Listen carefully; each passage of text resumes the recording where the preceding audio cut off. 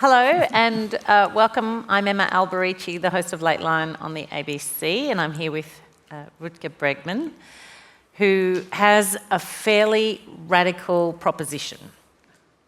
So, imagine everyone gets an income and you don't have to work for it. Awesome. And on top of that, and if you do work, you only have to work 15 hours a week. And all the borders are open, so you go wherever you like and no one questions you about it.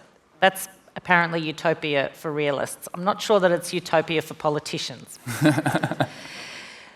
So utopia for realists examines a different approach to economics and to life, and it challenges us all to think in a way that modern politics wouldn't dare allow us to. Certainly not with Donald Trump in the White House wanting to build walls, and Brexit and Geert Wilders in the Netherlands, and Marine Le Pen in France, and Pauline Hanson indeed here. Rutger Bregman is a Dutch historian who started writing about this idea of a basic wage back in 2013, long before many of the concepts he espouses could ever be called mainstream. The book is an international bestseller. We're lucky to have him here today. Welcome. Join me in thanking him for being with us.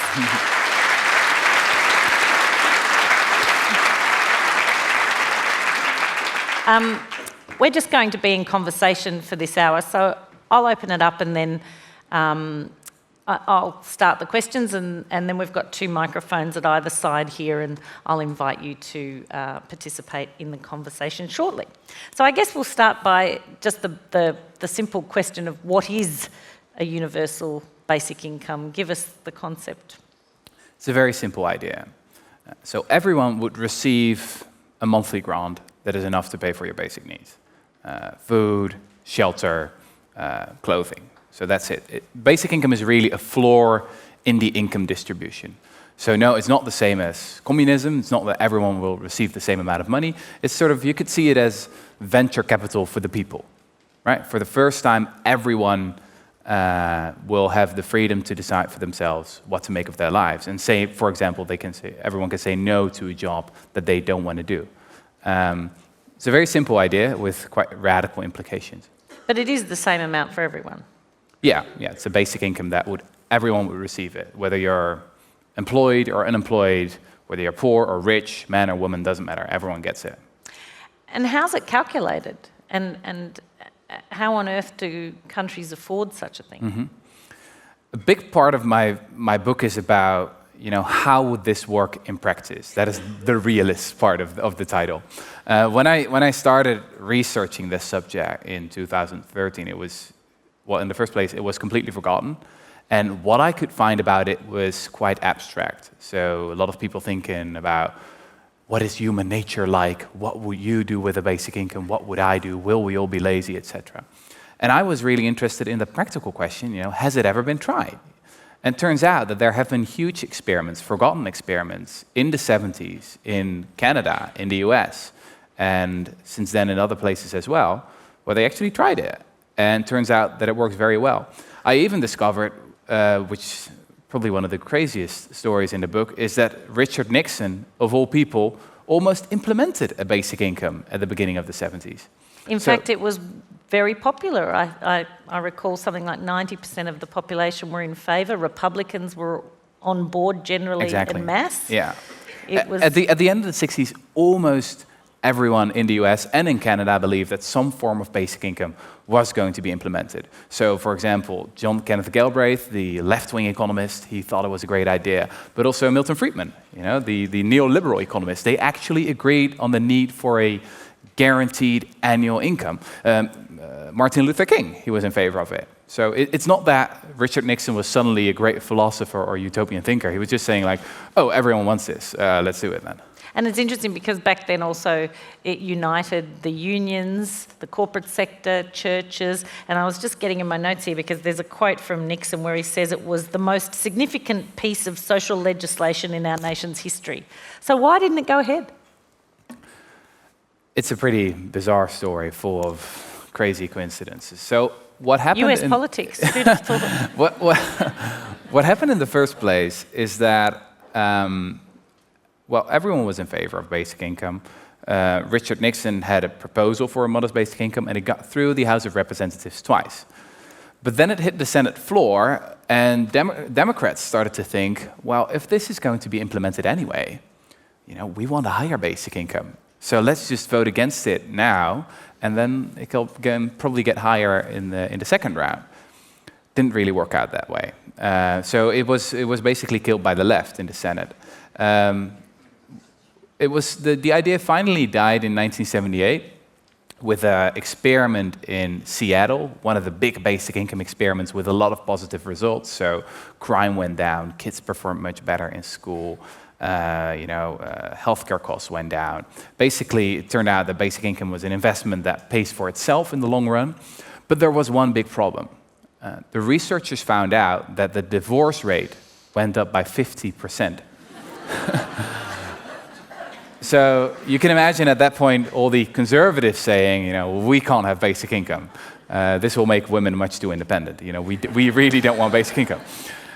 The crazy thing is that... But was there a nexus drawn between the basic income and the divorce rate? Was there an obvious kind of thread there? Well, that's what they thought, yeah. That was really caused by a basic income, is that suddenly a woman can say, I want to leave him, now I've got the freedom to do so. The thing is that 10 years later, they found out that it was a statistical mistake. So in reality, the divorce rate did not go up at all. But back then we were already in the era of Reagan and Thatcher, and the idea was forgotten.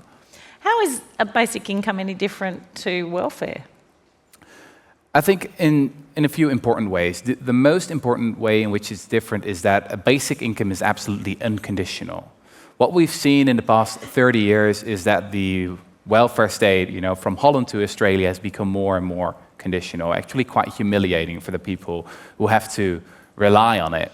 Time and time again, the assumption is that government bureaucrats know better what the poor should do with their lives than the poor themselves. The idea behind basic income is that poverty is not a lack of character, but just a lack of cash. And you can cure a lack of cash pretty easily with cash, right? How novel. Yeah, it's once you've seen the light, it's very simple, actually. But it actually works. I think that's the most important thing. My book is, I believe, a very evidence-based book, and that's also, I believe, the way forward is to do more of those experiments, and that's actually what's happening around the world right now. I mean, Finland is just doing a big experiment. Canada has just announced one. A lot of people in Silicon Valley are enthusiastic about this idea. So it's really spreading around the globe. But isn't there also evidence that when people come into money, they often squander it? That when they haven't had to work for it, they make poor decisions? Mm-hmm. Well, if you watch a lot of reality television, then I can imagine that you'd believe that. One of the stories in my book is about a pretty crazy experiment that happened in London in 2009. And this was a social organization that worked with chronically homeless men. And there were about 13 of them, and they had tried pretty much everything at that point, and nothing really worked. So it was simply time for something new. And one of the people who worked there said, why not try something really new? Let's just give them money, £3,000, and let's see what happens. Now, even at that organization, obviously, most people were quite skeptical, but I mean, they were wasting money anyway, so let's see what happens. Now, a year after the experiment, 7 out of 13 of the men, and some of them had been living on the streets for 40 years, but 7 out of 13 of the men had a roof above their head, 2 more had applied for housing, and all had made significant decisions to invest in their lives. So what did they use the money for? One of them bought a dictionary, another bought hearing aid, one of them took gardening classes. It was pretty incredible to see that the money really empowered the men, and for the first time they felt like society trusted them to make their own decisions. Now, the twist comes at the end, because that's when you look at the financial side of the story. You could say, well, we got to do this because we got to pity the poor, or pity the homeless. It's the moral thing to do, but it actually also makes financial sense. The project in total cost £50,000. That was about 7 times less than what they would normally spend on these homeless men. So even The Economist, not a very utopian left-wing magazine, right? Even they wrote, the best way to spend money on the homeless might be just to give it to them. And to be honest, I think that is almost always the case. That if we want to help the poor, just solve the problem. Don't try to manage the symptoms, but solve the problem. And the problem is a lack of cash. That's it. Because you talk in your TED Talk about the other approaches of people thinking they know what's best and buying certain things for them and giving them, giving poor kids teddy bears in countries and so on, and things they don't need. At the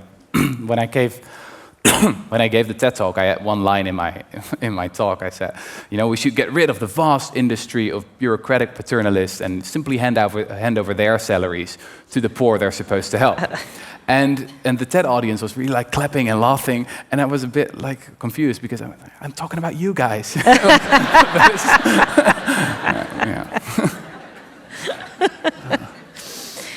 So, what you mentioned this right at the outset, that people one of the instincts people have is that doesn't this create kind of a bunch of lazy sloths who don't work anymore and just collect the money?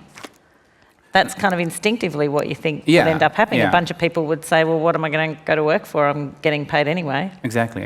I think we have a very mistaken image of human nature.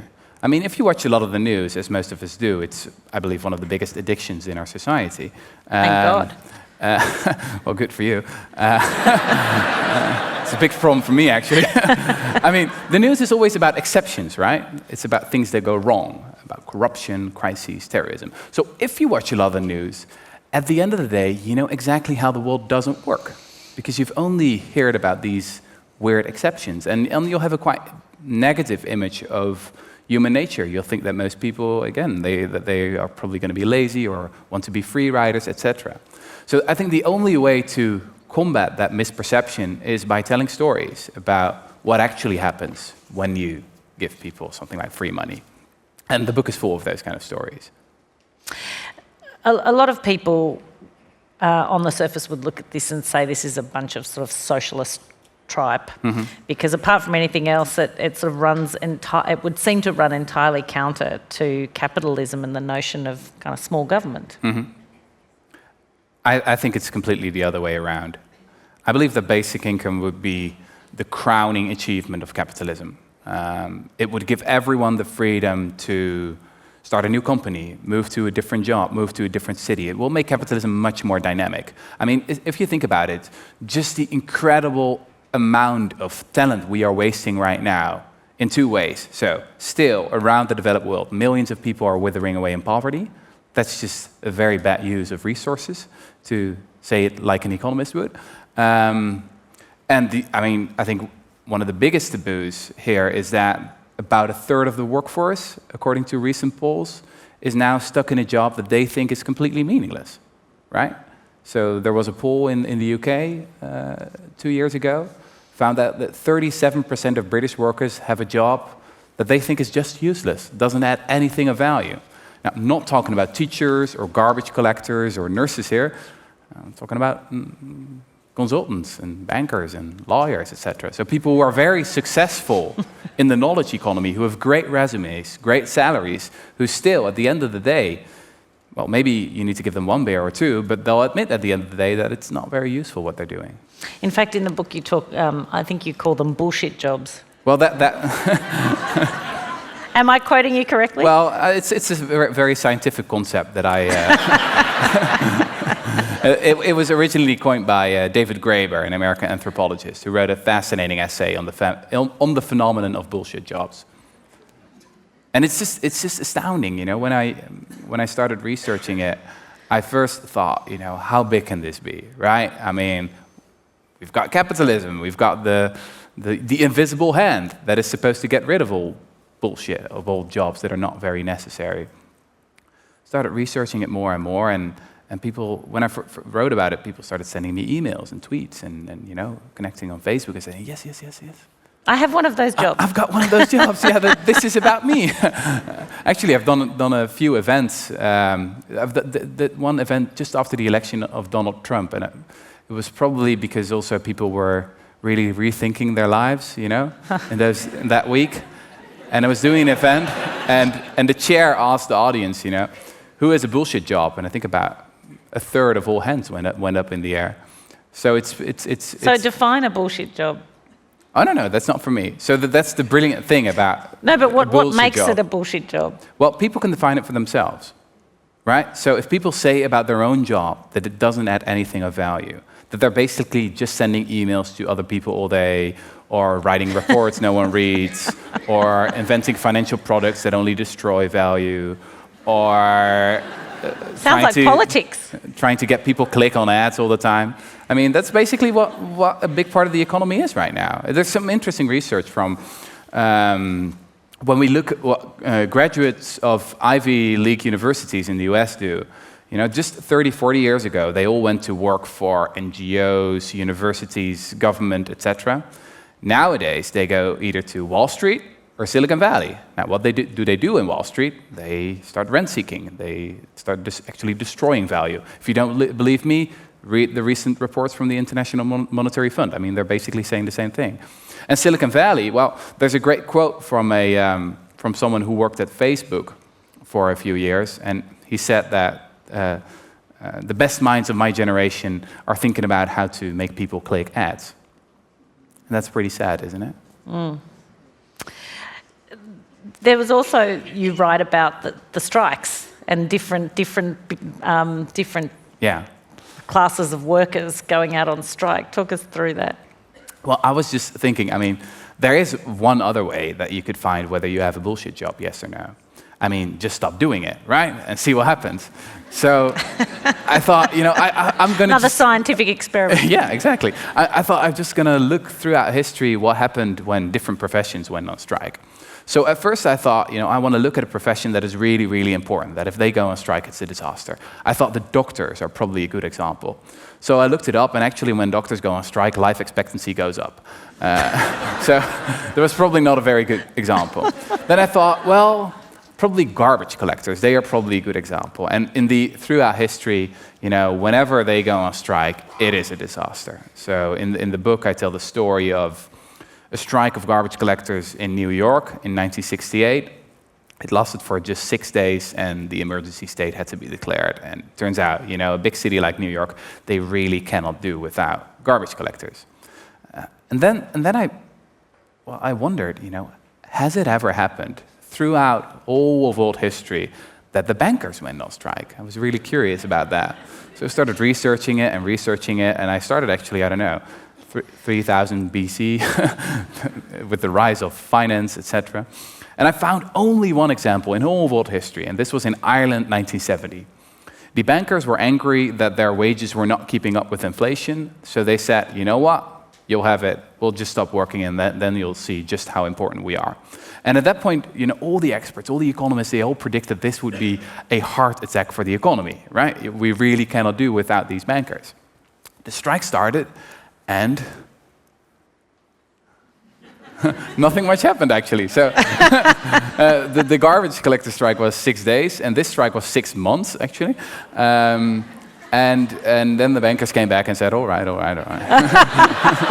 We'll get back to work. So, yeah. Who'd have thought the bankers have bullshit jobs? Who'd have thought, yeah.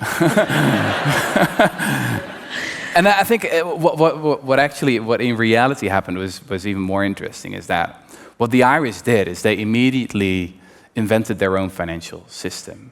So they started writing IOUs to each other, on the backs of cigar boxes or on toilet paper or whatever.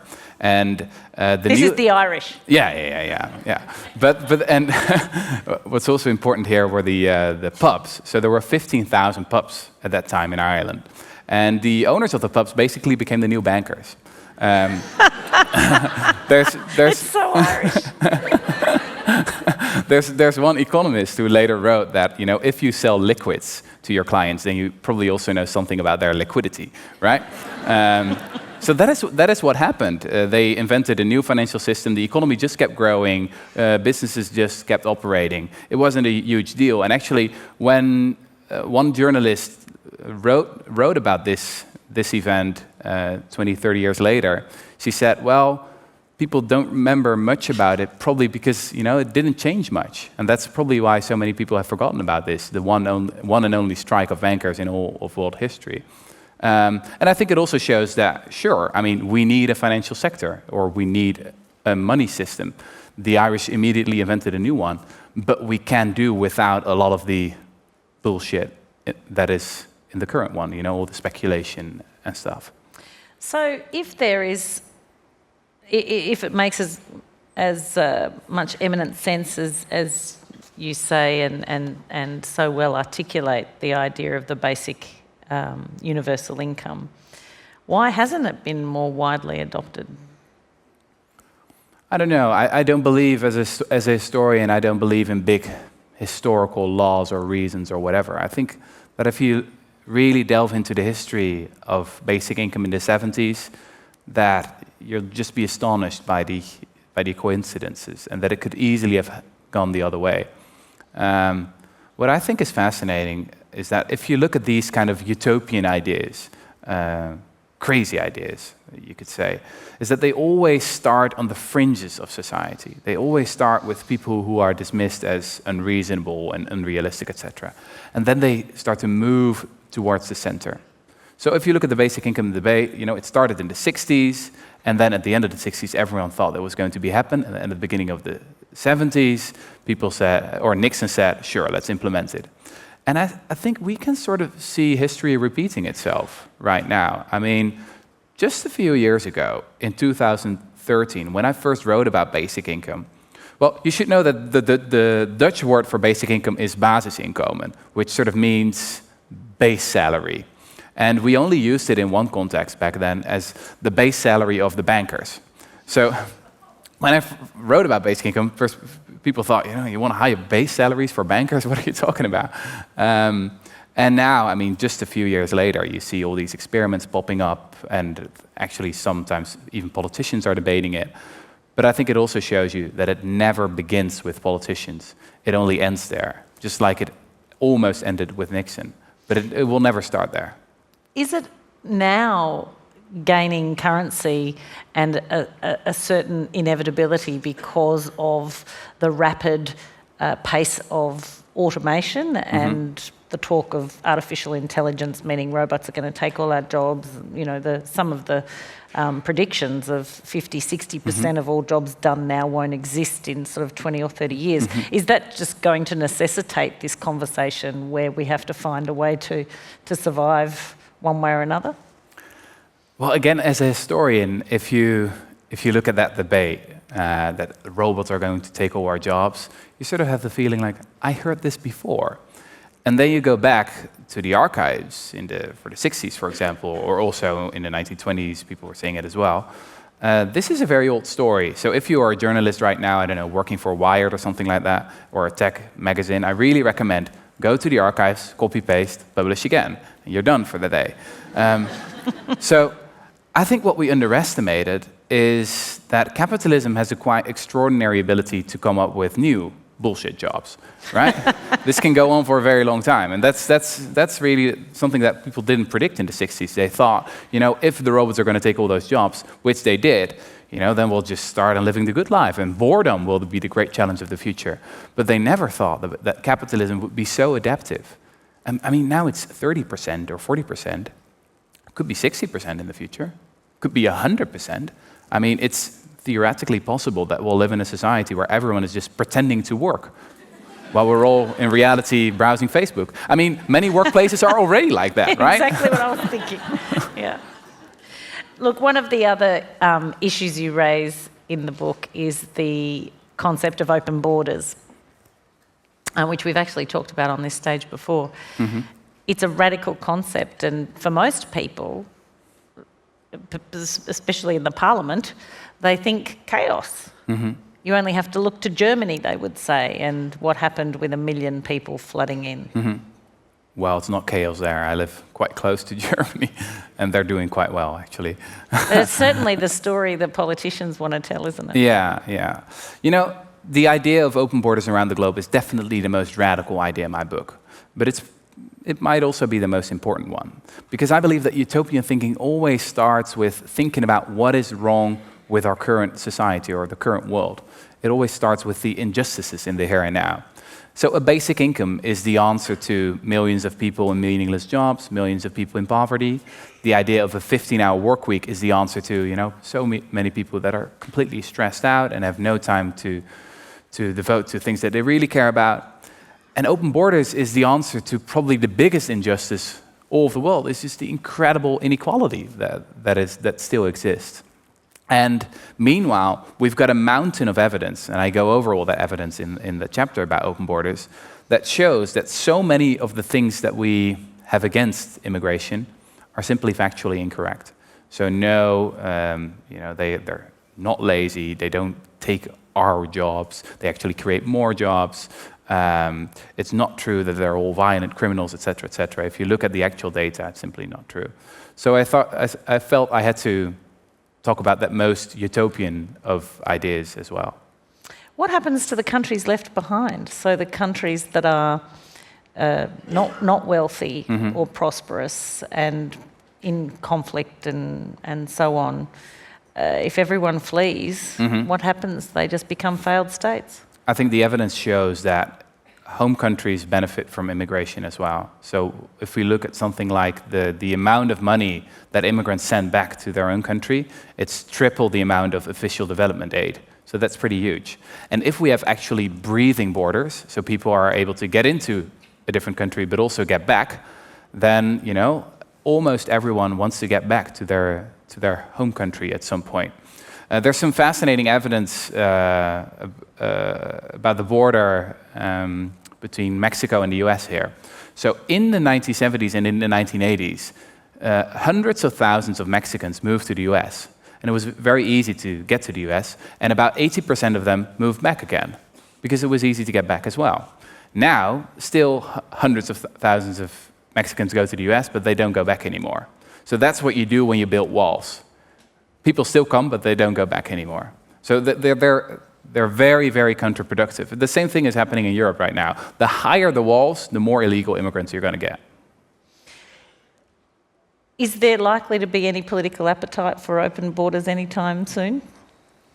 I don't know. I mean, I think that the real politicians are not in places like Canberra or Washington or Westminster or something like that. I think that real politics with a capital P is about changing the zeitgeist, right? About talking about new ideas, what we're trying to do here.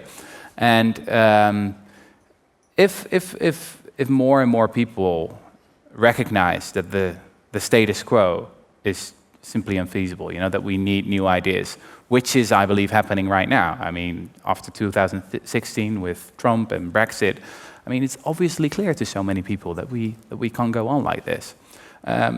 So yeah, I always say that I'm not an optimist or a pessimist. I'm a possibilist. I believe that things can be different. But if we want it to be different, we got to get up and do something, right?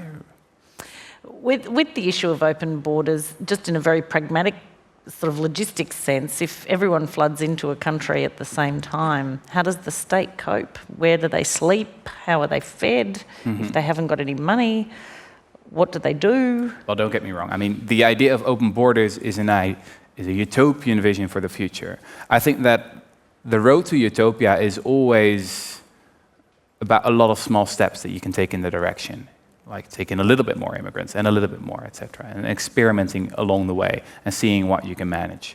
I think that is what we should be striving for. And maybe in the future, in the year 2200 or 2300, we'll look back on our time and wonder about, what a crazy, unjust system it was, that people were not free to move wherever they wanted. A lot of your, underlying a lot of what you talk about as being utopia is about trying to address inequality.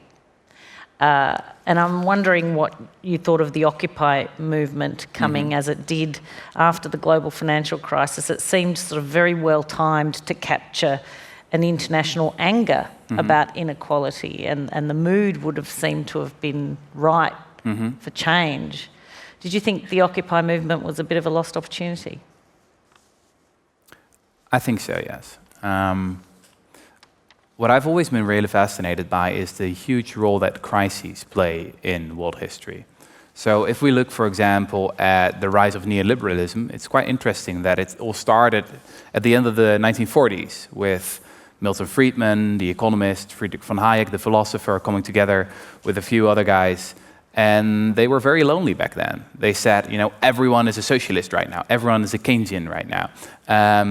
But what we are going to do is we are going to try and build a movement, develop ideas, start new institutions, think tanks, etc. And there will be a time at some point in the future, and it might take years and years, but there will be a time when the current economic system or the current body of ideas just breaks down.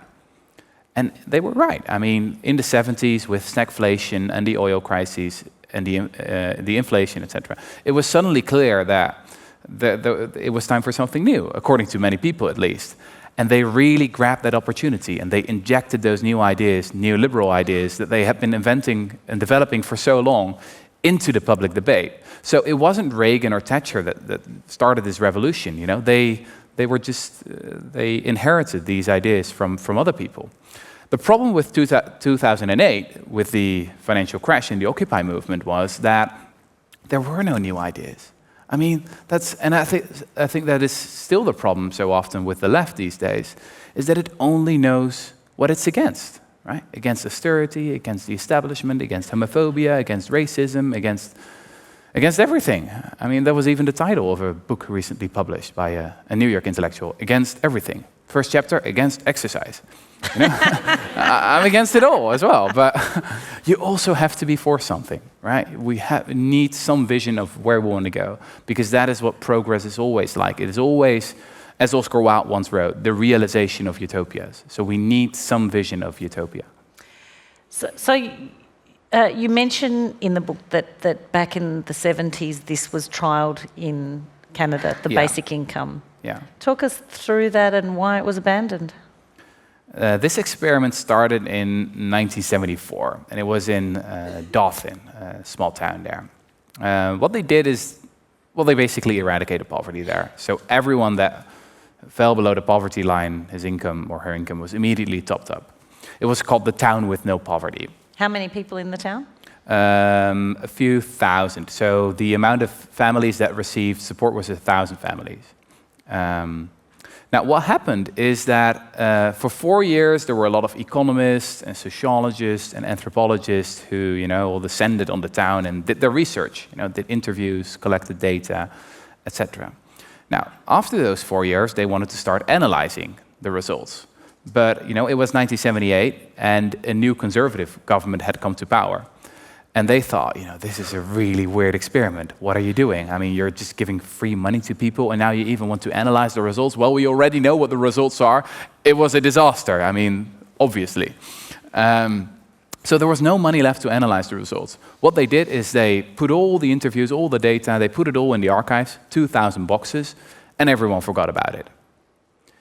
It was only 25 years later that a Canadian professor, Evelyn Forget, found the records, did the analysis, and discovered that it had been a huge success.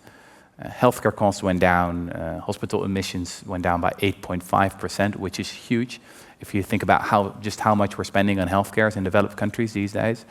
Again, crime went down, kids performed much better in school, domestic violence went down, mental health complaints were down, and what people worry most about, or often, is that, was everyone lazy? No. Like total work hours declined by about 1%, and almost every time this was compensated by people doing more volunteers work or going to school longer or that kind of thing. So this is one of the most thorough basic income experiments that was ever done, but we had forgotten about it for so long. Why was it abandoned? If presumably, anecdotally at least, they knew it was working, they would have felt that it was working. I think it was really the zeitgeist that was shifting back then. So, I mean, it was in the 70s that obviously neoliberalism took off, right? And a conservative government came to power in 1978, which was already incredibly influenced by these ideas. I mean, it was only a few years later that Reagan and Thatcher took the stage.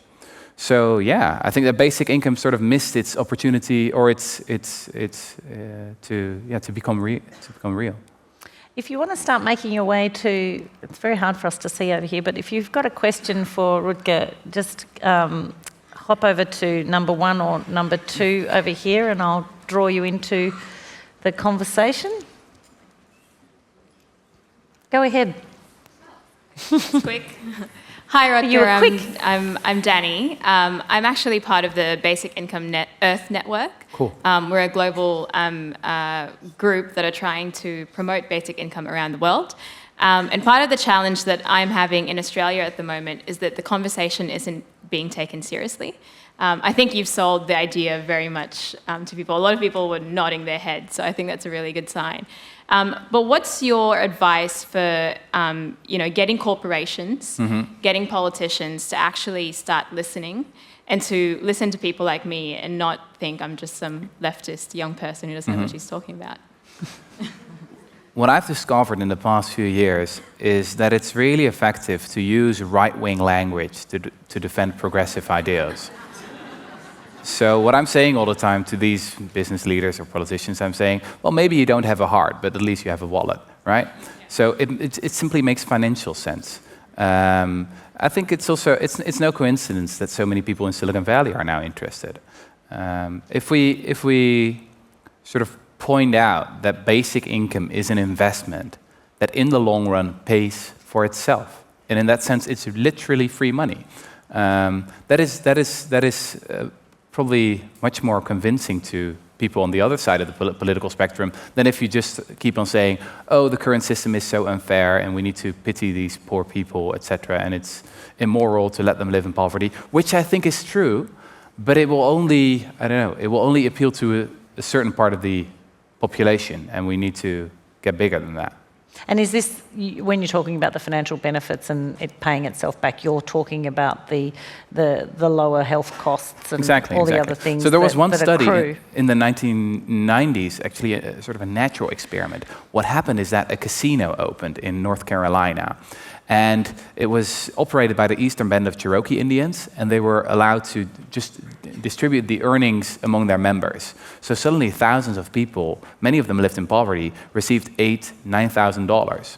And there's an economist from UCLA, his name is Randall Akey, who later calculated that the savings, again, in lower healthcare costs, kids performing better in school, lower crime rates, these savings were bigger than the cash grants themselves. Now just think about that. That is really radical and really fascinating. It has huge implications for what we should do about poverty and about this whole debate. Because normally the debate goes like this. The left says, we got to help these poor people. And then the right says, yeah, maybe, but it's too expensive. End of the debate, right? But if you can really flip it around. If it's like, we got to do this because it makes sense. I mean, this is an investment. It's just a good business decision. Does it end up harmonising what everybody earns? So it in itself is more equalising? Oh, that's a really great question.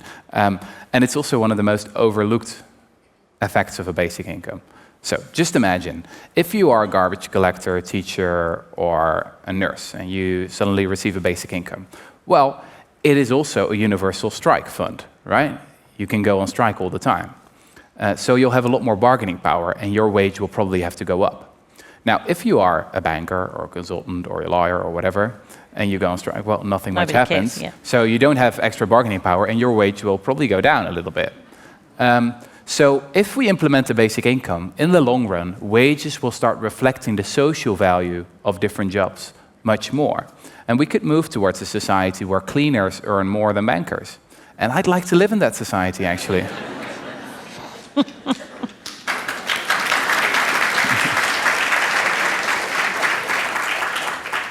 Hey, I'd like to know, where will the money come from? Will it be like a tax of the multinationals? And also, who are your staunchest critics and how do you navigate them? Okay, so this is obviously a very important part of the whole basic income debate. Like, how are we going to finance it? And I believe that the devil is really in the details. So there are many, many ways to do this. There are some forms of basic income out there that I believe would be a disaster. There are some neo-libertarians on the right, for example, who say, let's just get rid of the whole welfare state. you know, let's get rid of universal healthcare, let's get rid of public education, and just give people one cash transfer and that's it. That's not what I'm arguing for. I think that basic income should be the crowning achievement of capitalism, but also of social democracy. It should really be, you know, implemented as a supplement to universal healthcare and public education, which are incredibly important achievements of the 20th century. Now, I'd like to finance the basic income in a way with taxes, so not just print out the money, but with taxes, just like we fund the welfare state right now. I'd like to fund it in a way that it will reduce inequality. And, well, there are probably different sources you'd need, but the most obvious thing to start with is wealth. Just if you look at the incredible inequality that is growing around the world, you know, in the Western world as well. I mean, everyone has heard of Thomas Piketty, right? We didn't actually read his book, but we know his argument. It's probably the most logical place to start. But there are many versions out there. So we should be wary of well, it sometimes happens that people say, oh, everyone is in favor of basic income, but we're actually talking about different things. So that's something to look out for. And the second part of your question was who are your staunchest critics and how do you navigate them? I think that the biggest criticism that comes up time and time again is that people basically say, well, this all sounds very nice and well, but you've just got a misguided view of what humanity is really like. That is something that people get back to all the time. Like, in the end, humans are just corrupt, and we want to be free riders. And, you know, deep down, we're just monsters or animals. And civilization is this very thin layer, and you're just being very naive about all this. What I think is that vision of human nature is very unrealistic and very naive. And that is something that the evidence actually shows us. But deep down, or fundamentally, the debate around basic income is a debate around what we are really like. Are we nice and creative? Do we want to contribute to the common good? You know, are we essentially social beings? Or are we all freeloaders, free riders that just are selfish and want to get as much for ourselves? That is the big debate that is behind basic income. Thank you. Yes. Hi, Rutger. Thank you for putting forth your thoughts this afternoon. I'm a fan of the universal basic income as an initiative. I've come across it and read a bit on it in the last couple of years. I think it's important for it to be understood not as a new concept, but rather that it's something that has been around for a while. Maybe it's just gotten lost a bit in the last generation. I guess my thoughts on it is that there seems to be a lot of distrust from both sides of politics as to how it's to be administered on a government level. So I suppose my question is this: how best can it be administered on a government level? Yeah, that's basically my question. What will probably not happen is that a basic income will be implemented in one stroke. We will probably get there gradually, you know, one small step after another. And there are many roads to utopia. So one of the ways, or one of the roads is the roads of experiments, you know, just doing more of those experiments and seeing what works along the way. I mean, that's happening in Finland, in Canada, and in other places. The other thing you could do is to make our current welfare system more basic income-ish. You know, to move it in that direction, you know, make it a bit more unconditional, make it a bit more universal, make it a bit more individual. The political problem with that, pardon the interruption, the political problem with that, and always is, that society generally doesn't want to give wealthy people more money. It just really depends on how you frame it. So, with a basic income, if you would finance it with a wealth tax, for example, or with progressive taxation, sure, the rich will receive a basic income, but they'll pay for 5 basic incomes or 10 basic incomes or whatever. If we compare different countries now internationally, it's actually the countries with the most universal systems where, for example, also the middle class or even the rich benefit from free childcare or whatever, free public education. It is those countries that are that are best at reducing poverty. And the reason is very simple. If everyone benefits, it's just very difficult to get rid of a certain policy or a certain system. The problem in the UK and the US is that they have very targeted systems of welfare. And then if a politician comes along and is looking for money, it's very easy to get rid of those policies or that kind of very small targeted welfare state. And these people are not really able to defend themselves. They won't lose a lot of votes when they do that. Now, if you have a very universal welfare state, like in Northern Europe or in Australia as well, especially when you look at universal healthcare, it's nearly impossible to get rid of. In many countries, if as a politician you really want to touch universal healthcare, you're finished as a politician. Now, we've got one state that has implemented a small basic income. It's Alaska. They finance it with oil money, and it's about $2,000 each year. Now, if, as a politician in Alaska, you want to touch that money, which some politicians have tried, it's the end of your career. And that operates throughout Alaska? Yeah. So I believe if you've lived there for a few years, you'll get it. And does it cancel out other welfare payments? No. It's just specific. It's in addition to other specific welfare measures? And the framing is also, again, very different. So a basic income is a right. It's not a favor. It's just something you deserve simply because you exist. Now, the language we use around our current welfare system is really one of conditionality. Like, only the deserving poor can get it. And you really have to prove time and time again that you're sick enough, that you are depressed enough, that you are really a hopeless case that will never get anything done in your whole life. And once you've proved that, then you'll get a very small amount of money. Now, just imagine what that does to people. If you got into fill in thousands of forms and interviews, etc., where all the time you're basically talking yourself down. Well, is it really surprising that then people become depressed and find it very hard to get a job, right?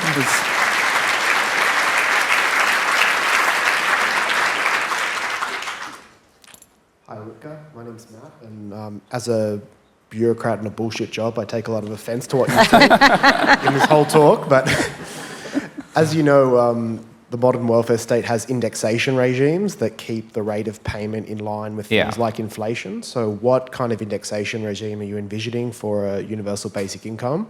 And if you give people that base level of income, won't the price of products just rise in accordance with that level?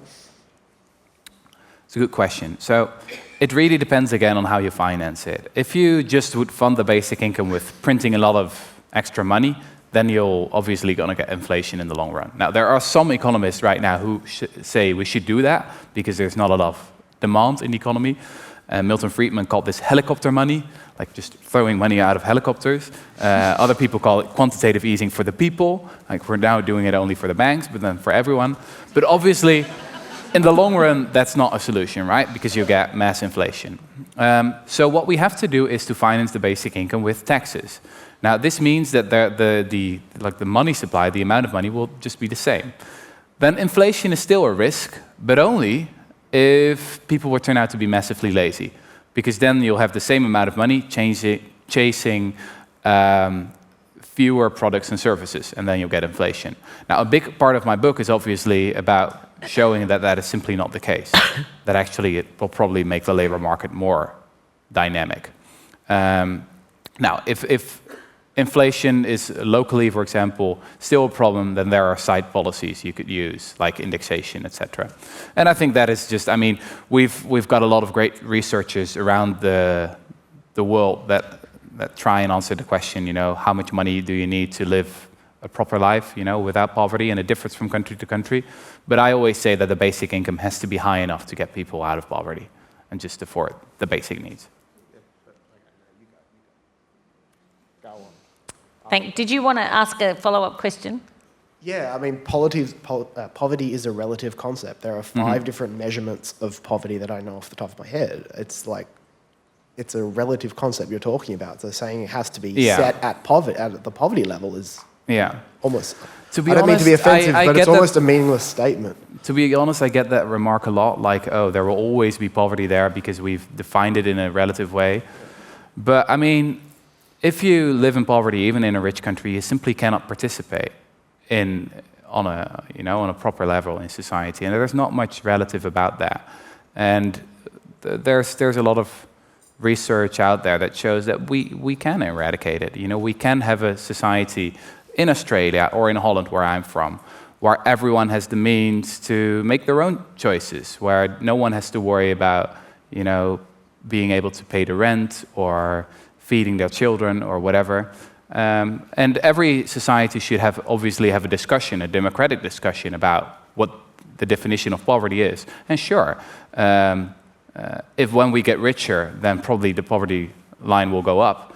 But that's what progress should look like, right? Thanks, guys. Yes. Yeah. Hi. My question is about how do you see this working in countries of different income levels? So middle income, low income, and how do you also see this as a possibility of maybe changing where economic power is concentrated? Right now, in India, there's a lot of interest in basic income. Actually, on a high political level, you could say that they're ahead of other countries. Why? Well, the reason is very simple. India has hundreds or maybe thousands of anti-poverty programs that are very ineffective. I mean, there's a lot of corruption, a lot of bureaucracy, and the actual amount of money that reaches the people who really need it is little compared to the amount of money that is sent in the first place. So probably, it's probably true that basic income is a more promising idea for the developing world than for the developed world. It could really make a huge difference there. And the thinking behind it is already making a huge difference. In the book, I talk about an NGO called Give Directly. Well, the name says it all. They just give money directly to extremely poor people in Uganda or Kenya. And what's so great about this... On a per capita basis rather than channeling it through the government. Exactly. Just $500 or $1,000 in huge cash grants. They're now also doing the biggest basic income study that has ever been done with 10,000 participants. In Uganda. Yeah, and in Kenya. Really exciting. And what's also very interesting about this organization is that, in the first place, technological breakthroughs have made this possible. So what they can do is just give people a SIM card and transfer the money to it. And that works very well. That was simply not possible 30 years ago. And the second place is that they do incredibly thorough scientific research on the charity that they do, which is a big exception in the world of NGOs and charity NGOs. And again, these randomized controlled trials time and time find that it's just a really effective way. I mean, it's pretty crazy if you think about it, that we are sending white people in SUVs to incredibly poor countries, while if we just sell the SUV and hand over their salaries, I mean, it's going to be a lot more effective. But we are such incredible paternalists. We always believe that we know what's best for the poor. We know what's best for them. Well, we don't. We really have no idea. It's the same. It's the same basic concept around microfinancing in developing countries. Exactly. That you give them a loan and it's just that the cash transfers, I mean, they come out as much more effective in recent scientific research. It's just much more, if you look at the outcomes, there's quite a lot of, it's actually hundreds of studies right now that are especially in the global south, where NGOs and governments have experimented with, just giving free cash, or sometimes with small conditions, such as you got to have your kids vaccinated or send them to school. But it's a very different kind of welfare state than we are used to. How long has Finland been doing it? Oh, just since the 1st of January this year. And how's that going? Is it the whole Still country? waiting for the results? No, it's just an experiment with 2,000 participants. But it's interesting to see what will happen. Yes. My name's Eva Cox, and I'm a well-known local stirrer. And I'm part of a group that's trying to get the basic income stuff going in Australia. We are spending a very large amount of money on the opposite of a basic income, of a UBI at the moment, spending it particularly on something called the cashless debit card, where we're persecuting the poor by taking away their cash. I reckon that we need to ask our government, and I'm interested in your viewpoint, to put some of that cash into an experiment by giving the same Indigenous groups, mainly Indigenous communities, that have been put onto a highly conditional card where they have no control over their cash, or only 20% of it, maybe 50 in the Northern Territory, to actually experiment and give the same people a 2 to 3 year break on an unconditional card, because I think, given the evidence you've put up here, it would provide evidence for a country which is extremely means-test oriented and extraordinarily paternalistic, that we could actually show that that particular way of paying money is much more productive. What do you think? Well, I completely agree with you. There's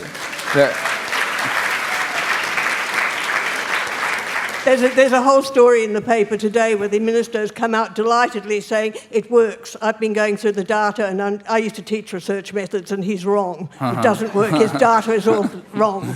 Well, there's one small problem that I've encountered a few times, is that, you know, when you talk about experiments, you really have to be a barbarian to be against experiments, right? We always got to try new stuff and see what works and what doesn't. I mean, big companies doing experiments all the time, but somehow governments are not experimenting. But that's what you should do. I mean, that's the way you learn new things.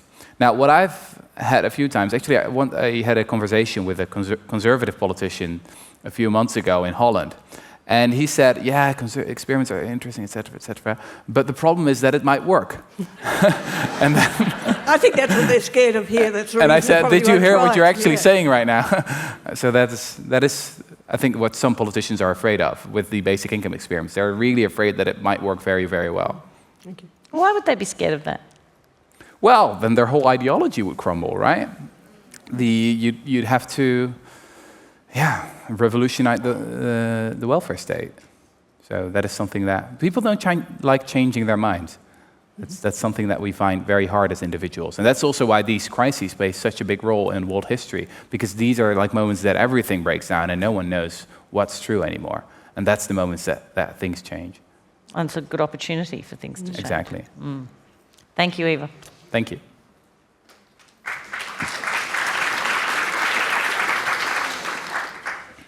Hi, Rutger.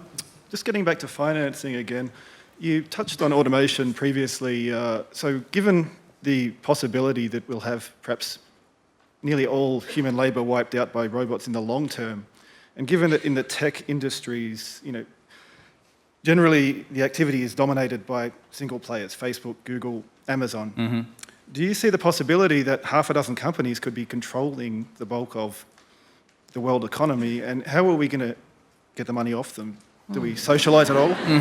Do we tax them 90%? What do we do? Well, I gave a talk at Google X a few months ago while I was on a book tour in the US, and it was quite shocking, actually.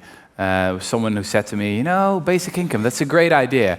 Alphabet could finance that, the parent company of Google. We could give about $100 to everyone in California, and no problem, we'll get basic income. And I thought, well, maybe Google should start paying taxes first, that'd be a great start, right?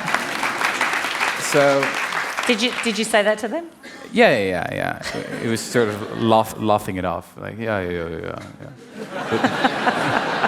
He thought that was very unrealistic of me to assume that would ever. To assume that they should pay tax. Yeah, or that they ever will.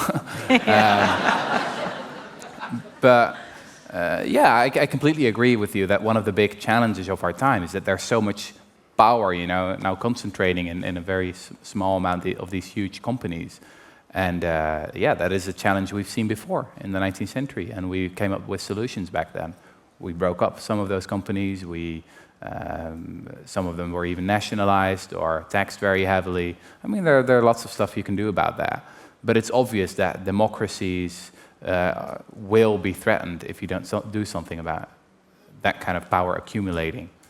Could I ask a follow-up? So if we're talking about these kind of measures, at the moment these players are relatively small compared to what they will be in the future. Therefore, they're not the same vested interest today that they would be when you actually needed to have these measures in. Do you think these measures need to be implemented sooner rather than later? Oh, we should have done it 40 years ago. I mean, some people say we need basic income as an insurance policy for the rise of the robots. We've already got the evidence. We've got the means.